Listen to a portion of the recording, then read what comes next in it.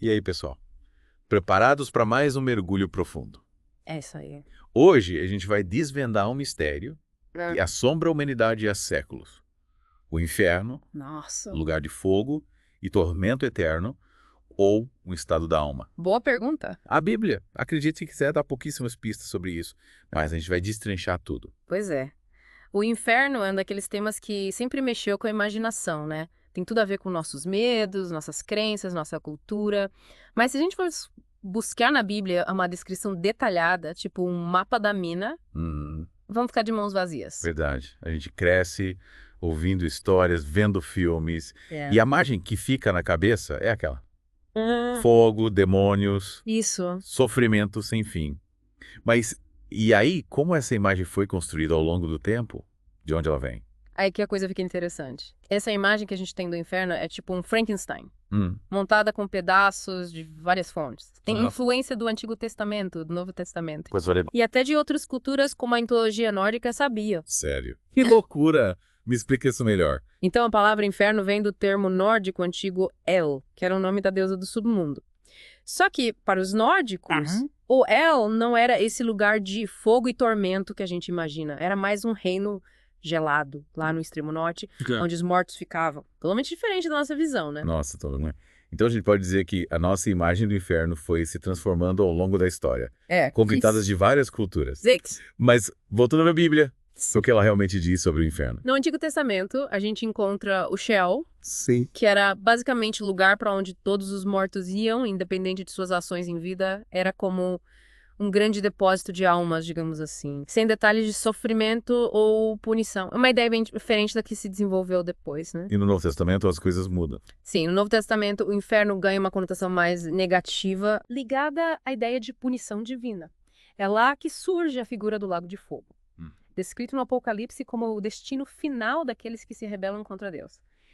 Mas mesmo assim, a descrição do inferno ainda é bem vaga, cheia de simbolismo. Entendi. Então, podemos dizer que a imagem aterrorizante que a gente carrega foi muito influenciada pela cultura popular, né? É, Tipo, pelas obras de arte, pelos filmes. sim, pela literatura. Exatamente. A Divina Comédia de Dante, por exemplo, teve um papel enorme na construção dessa imagem. As descrições detalhadas de Dante sobre os círculos do inferno, Certo. os tipos de tormentos, demônios, tudo isso moldou a nossa percepção. É.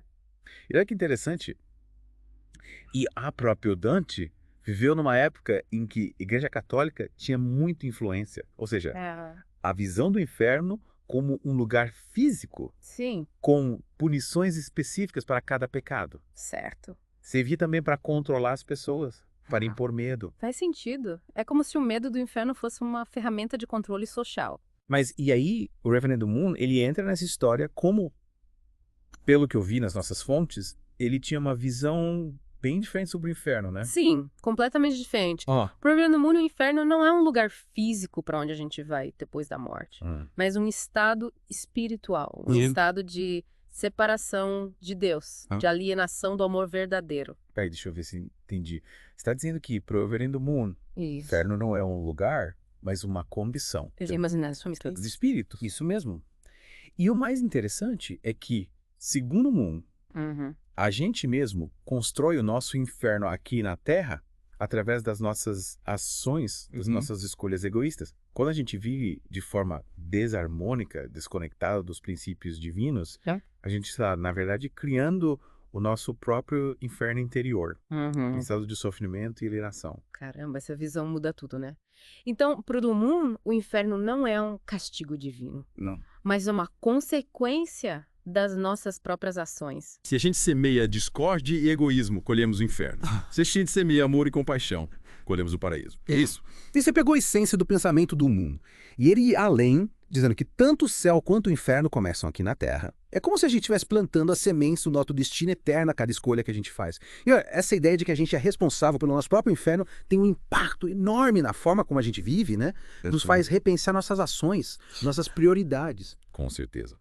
A gente sai da posição de vítima, de quem está sujeito a um destino pré-determinado, Isso. e assume o controle da própria jornada. E essa responsabilidade, essa consciência do poder que a gente tem de criar o nosso próprio céu ou inferno, Sim. é libertadora.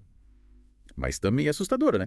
Afinal, a gente não pode mais culpar Deus ou o destino pelas nossas mazelas. É verdade, a gente se torna protagonista da nossa própria história, tanto pro bem quanto pro mal. Mas o Reverendo Moon tinha uma visão otimista sobre a capacidade humana de se redimir, de se transformar. Ele acreditava que, mesmo para aqueles que estão imersos nesse estado de sofrimento, a redenção é possível. Uau, que interessante. Então, para o mundo não existe essa ideia de condenação eterna. Sempre há esperança de mudar o nosso destino. Exatamente, a misericórdia divina, Sim. o amor incondicional de Deus, está sempre disponível para aqueles que se arrependem e buscam a reconciliação. Essa visão me fez lembrar de algo que o Papa João Paulo II disse uma vez. Ele também defendia que o inferno não era um lugar físico, mas uma condição de afastamento de Deus. Isso. Um estado de autoexclusão do amor divino. É verdade. O Papa João Paulo II também rompeu com a visão tradicional do inferno como um lugar físico. Para ele, o inferno era uma consequência das nossas escolhas, da nossa recusa em acolher o amor de Deus. Interessante. Então temos aqui duas figuras importantes. De diferentes tradições religiosas que convergem para uma mesma ideia. O inferno como um estado da alma. Exatamente. E essa convergência nos leva a uma pergunta fundamental. Se o inferno é um estado da alma, Sim. será que já não estamos vivendo nele aqui na Terra? A gente já volta para discutir essa questão. Que gancho, hein? Essa é uma pergunta que deixa qualquer um pensativo. A gente volta já para continuar desvendando os mistérios do inferno. E aí, pessoal? De volta ao nosso mergulho no conceito de inferno. A primeira parte a gente viu que a visão tradicional com fogo e enxofre não é a única. O Reverendo Moon e até o Papa João Paulo II acreditavam que o inferno é mais um estado da alma do que um lugar físico. Exatamente. E a gente terminou a última parte com uma pergunta de arrepiar. Se o inferno é um estado da alma, será que já não estamos vivendo nele aqui na Terra? Pois é, essa pergunta coloca a gente para pensar, né? Afinal, o que a gente costuma associar ao inferno? Sofrimento, angústia, medo e isolamento. Esses sentimentos, infelizmente, são bem reais para muita gente mesmo em vida. Verdade. Guerras, violência, fome, doenças e injustiças. De certa forma, tudo isso já parece um inferno na Terra, né? E será que o Reverendo Moon concordaria com essa ideia? Olha, ele ia além. Ele dizia que o inferno é, na verdade, criado pelas nossas próprias ações, pelas nossas escolhas egoístas, pela falta de amor ao próximo. Ou seja, cada vez que a gente alimenta o ódio, a inveja e o rancor, a gente está construindo o nosso próprio inferno, tanto dentro da gente quanto no mundo ao nosso redor. Caramba, faz sentido. É como se a gente espalhasse as chamas do inferno por aí com cada ato de egoísmo, com cada palavra cruel, com a injustiça que a gente comete ou deixa acontecer. E o pior é que a gente acaba contaminando os outros com essa energia negativa, né? Sem dúvida. É um ciclo vicioso, sabe? A gente cria, o inferno sofre com ele e acaba perpetuando esse sofrimento nos outros. Mas a boa notícia, pelo menos na visão do Reverendo Moon, é que a gente também tem o poder de criar o céu aqui na Terra. Sério. Me fala mais sobre isso. Se o inferno começa aqui, o céu tem para começar aqui, como é que a gente faz isso? Aí aqui entra a beleza do pensamento do Moon. Ele acreditava no poder transformador do amor altruísta, do amor ao próximo, da compaixão, da empatia. Para ele, cada gesto de bondade, cada ato de perdão, cada momento de compaixão é como um tijolinho na construção do nosso céu pessoal e do céu da humanidade. Que lindo. Então, na prática, a gente está constantemente escolhendo entre alimentar o inferno ou o céu, tanto dentro da gente quanto no mundo ao nosso redor. Cada pequena ação conta. Exatamente.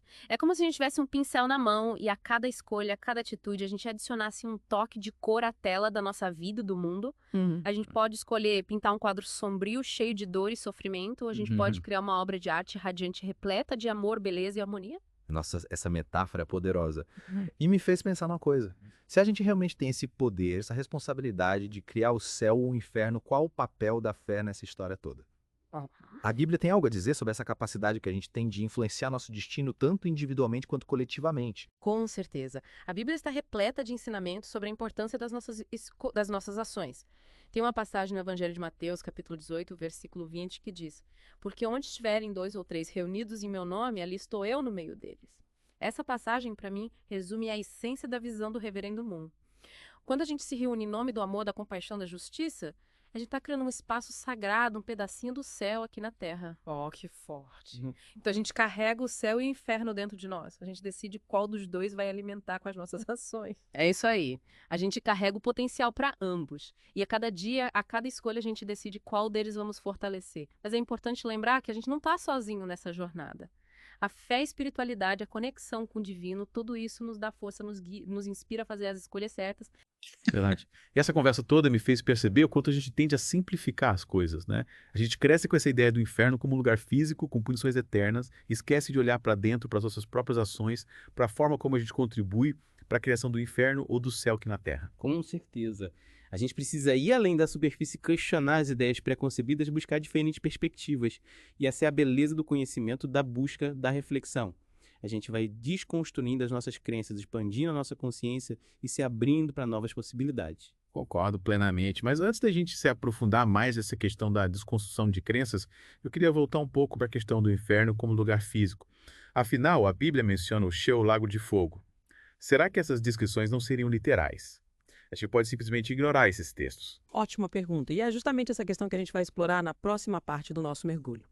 A gente vai analisar os textos bíblicos e as diferentes interpretações e tentar entender se o inferno, além de um estado da alma, também pode ser um lugar físico como viver. Fiquem ligados. Ai, sim. Adoro um bom suspense. Então, pessoal, não percam a próxima parte do nosso Deep Dive. A gente vai desvendar os mistérios do inferno literalmente. De volta ao nosso Deep Dive no conceito de inferno. Nas últimas partes, a gente viajou pelas diferentes visões sobre o inferno, explorando a ideia de que ele pode ser um estado da alma, um reflexo das nossas próprias ações. Mas e aqueles textos bíblicos que falam do inferno como um lugar físico com fogo e tormento? Como a gente concilia essas diferentes perspectivas? É aí que a coisa fica realmente interessante. A gente tem que lembrar que a Bíblia foi escrita em um contexto histórico e cultural muito específico, né? As imagens, as metáforas, a linguagem utilizada, tudo isso precisa ser interpretado, levando em conta esse contexto. Entendi. Então você está dizendo que a gente não pode interpretar as descrições do inferno na Bíblia para dar letra. Que a gente precisa levar em consideração a época, a cultura, a linguagem da época. Exatamente. É. Existem diferentes escolas de pensamento dentro da teologia cristã. Alguns estudiosos defendem uma interpretação literal dos textos bíblicos, enquanto outros preferem uma interpretação mais simbólica ou alegórica, e cada um precisa encontrar a interpretação que faz mais sentido para si, né? Mas e você, qual a sua visão sobre isso? Você acha que o inferno, além de um estado da alma, também pode ser um lugar físico? Me conta qual interpretação te convence mais. Olha, a me inclinar para uma interpretação mais simbólica. Acredito que a Bíblia usa imagens fortes e impactantes para nos alertar sobre as consequências do pecado do afastamento de Deus. Mas não acho que a gente deva se prender a uma visão literal de um lugar com fogo e enxofre. Acho que o mais importante é entender a mensagem por trás dessas imagens, a mensagem de que nossas ações têm consequências, de que a gente precisa buscar harmonia com Deus e com o próximo. Faz sentido. Então, para você, as descrições do Sheol do Lago de Fogo seriam mais uma forma de representar o sofrimento, a angústia, o vazio que a gente sente quando se afasta de Deus, seja em vida ou depois da morte. Exatamente. E essa ideia se conecta com a visão do Reverendo Moon, que a gente discutiu antes. Para ele, o inferno é, acima de tudo, um estado de espírito, um estado de separação do amor divino. E essa separação pode ser vivida tanto aqui na Terra quanto depois da morte. O sofrimento que a gente sente quando se afasta do amor, da compaixão, da justiça, esse sim pode ser considerado um inferno independente de onde a gente esteja. Nossa, essa conversa me fez pensar numa coisa. Se a gente realmente tem o poder de criar o céu ou o inferno aqui na Terra, será que a gente não está criando, de certa forma, um inferno coletivo com as nossas ações? Pensa nas guerras, na fome, na pobreza, na destruição da natureza. Será que tudo isso não seria uma espécie de inferno que a gente está construindo para nós mesmos? É uma pergunta muito importante. E, infelizmente, a resposta é: sim, é possível que a gente esteja criando um inferno coletivo com as nossas escolhas egoístas, com a nossa falta de compaixão. Mas assim como a gente tem a capacidade de criar o inferno, também temos a capacidade de criar o céu. E é aí que reside a nossa esperança, a nossa responsabilidade. É verdade. A gente não precisa se conformar com esse inferno que a gente mesmo criou. A gente pode mudar, a gente pode escolher o amor, a justiça, a solidariedade. A gente pode construir um mundo melhor para nós e para as futuras gerações. Exatamente. E a gente já tem exemplos concretos de pessoas que estão fazendo a diferença, que estão construindo pontes de amor e esperança em meio ao caos. São pessoas que dedicam suas vidas a ajudar os outros a lutar por um mundo mais justo, a proteger o nosso planeta. Essas pessoas são como faróis de luz, mostrando que o céu é possível, que a mudança é possível. E inspirador. Elas são a prova de que o inferno não tem a última palavra e que o amor sempre pode vencer. Que a gente pode transformar o mundo começando pelas nossas próprias ações, pelas nossas escolhas diárias. Com certeza. E a gente pode se inspirar nesses exemplos, a gente pode fazer a nossa parte, por menor que ela pareça. Cada gesto de bondade, cada palavra de conforto, cada abraço, cada sorriso, tudo isso contribui para a construção do nosso céu aqui na Terra. E aí, chegamos ao final do nosso Deep Dive sobre o inferno. Uma jornada incrível, não é? A gente mergulhou em textos bíblicos, explorou diferentes perspectivas teológicas, refletiu sobre as nossas próprias escolhas. E no final das contas a gente descobriu que o inferno não é só um lugar, mas também um estado de espírito. E que a gente tem o poder de escolher entre viver no inferno ou construir o céu aqui na Terra. Mas e aí o que você que nos acompanhou até aqui vai escolher? O inferno ou o céu? A escolha é sua. É isso aí. A gente espera que esse mergulho tenha te inspirado a buscar o seu próprio céu, a construir um mundo melhor, mais justo, mais amoroso. A gente se encontra no próximo Deep Dive.